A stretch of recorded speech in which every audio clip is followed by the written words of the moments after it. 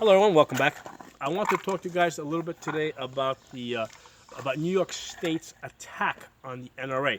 Okay, so for those of you who are not aware, Governor Cuomo of New York State has directed his Attorney General to go after the NRA on different technicalities and basically try to put them out of business, seize their assets. So there's a lot of people on our side that are cheering this because they want to see the fall of the NRA because the NRA has been so ineffective. And that is true to the extent that the NRA has been extremely ineffective in the last 2 years. Okay, they didn't stop the bump stock ban. They're not doing anything to stop red flag laws. In many cases, they're supporting them. So the NRA has proven themselves very ineffective in the last 2 years. And I have told them that when they call me up for money. I tell them, listen, I'll send you the minimum payment, for my membership, but they're not getting a penny over that. The rest of that money is going to the GOA or the Second Amendment Foundation or some other group. But I want you guys to know that it is bad to just let the NRA be destroyed. Okay, and I'll explain why. If New York State attacks and destroys the NRA, they will then use those tactics on whatever your favorite gun rights organization is. Because after they destroy the NRA, they're going to go after the GOA. They're going to go after the Second Amendment Foundation. They'll go after every other gun club out there. Okay, they're going to do that. So it is bad for all of us for the NRA to be destroyed. Okay.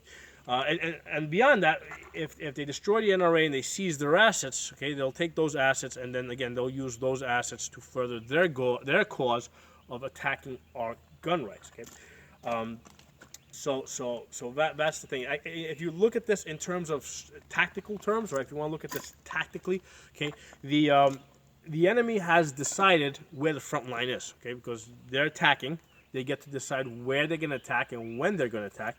And basically they decided that the best place for them to attack is the NRA. Okay, so that's the front line.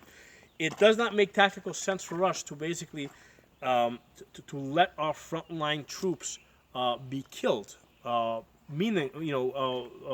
meaninglessly, right? It makes more sense to use those frontline troops to try and wear down the enemy. To try to draw the enemy into a position that maybe they'll be weaker, and furthermore, as long as New York State is using up its resources on trying to destroy the NRA, they're not attacking the GOA, they're not attacking the Second Amendment Foundation. So it makes tactical sense to keep the NRA alive as long as possible and to keep them fighting against New York State. So that we can attack from a different direction, with the GOA and Second Amendment Foundation, all these other great groups that are out there. Okay, so I think it's wrong and it's idiotic that people on our side are cheering the fact that New York State may destroy the NRA. Okay, that we don't win from that. There's no way that we win from that. We lose every which way on that.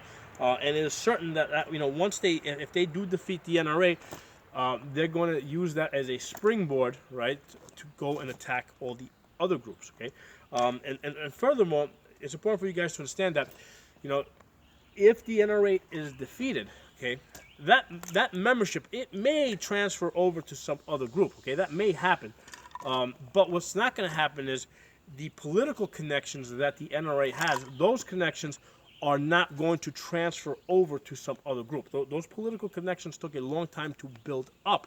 Okay, and that's really where the real strength of the NRA is. They have those political connections. And let's look at it this way. Trump talks to the NRA.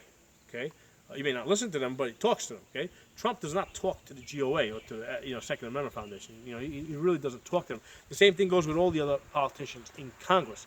They talk to the NRA. They're not talking to GOA, SAF, right? They're not talking to those guys. Or if they do talk to them, they don't talk to them as much as they talk to the NRA. So again, that goes back to those political connections that the NRA has established. And if the NRA falls, basically those political connections die. They don't transfer over. And what that's going to do is it's going to leave us in a much weaker position. Okay, so we really don't want the NRA to be defeated by Governor Cuomo of New York. Okay, so if you guys got any questions or comments, please post them. If you have your own opinions, please post them. Even if you disagree with me, by all means, post it. You may have some ideas that maybe I haven't thought of. But again, post them. If you like the video, give it a thumbs up. If you're not a member, subscribe. I'll see you guys next time.